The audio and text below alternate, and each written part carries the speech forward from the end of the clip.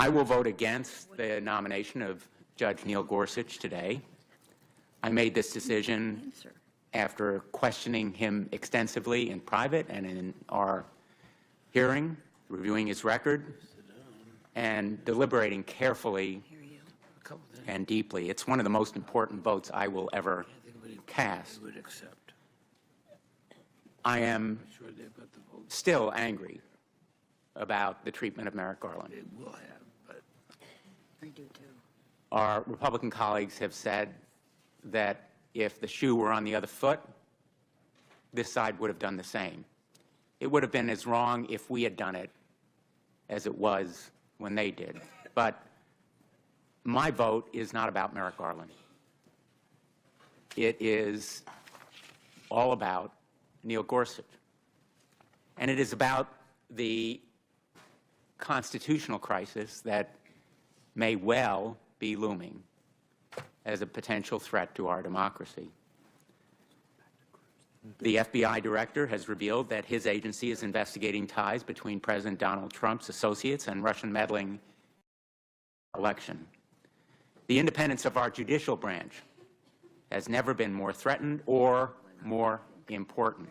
Merrick Garland. The possibility of a Supreme Court needing to enforce a subpoena against the President of the United States is far from idle speculation. It has happened before in United States versus Nixon.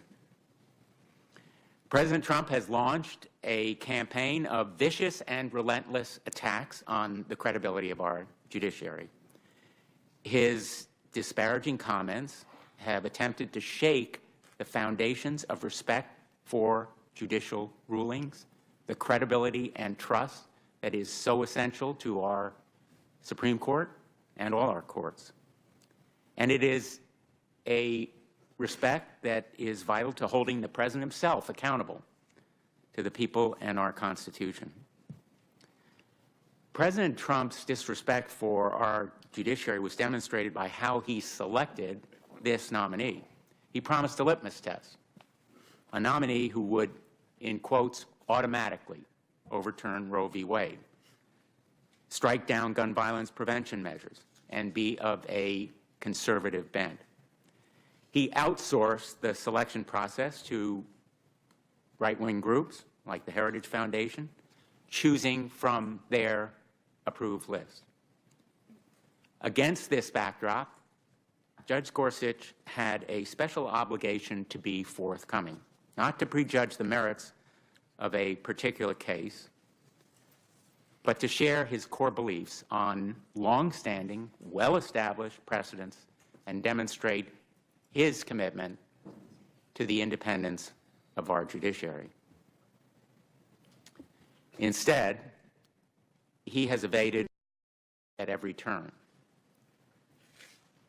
We have to assume that Judge Gorsuch has passed the Trump litmus test, pro-life, pro-gun, conservative.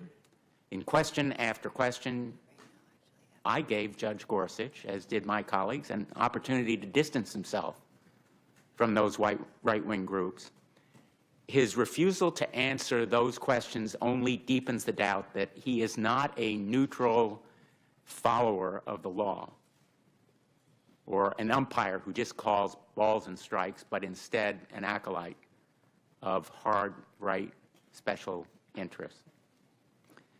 In fact, as recently as late last week, he doubled down on evading those questions about specific cases in the written responses that he submitted to me. I wanted to give him every benefit of the doubt and give him every opportunity to say, as a number of his predecessors had done, including Justices Alito and Kennedy and Chief Justice Roberts, that court precedents were rightly decided and correct.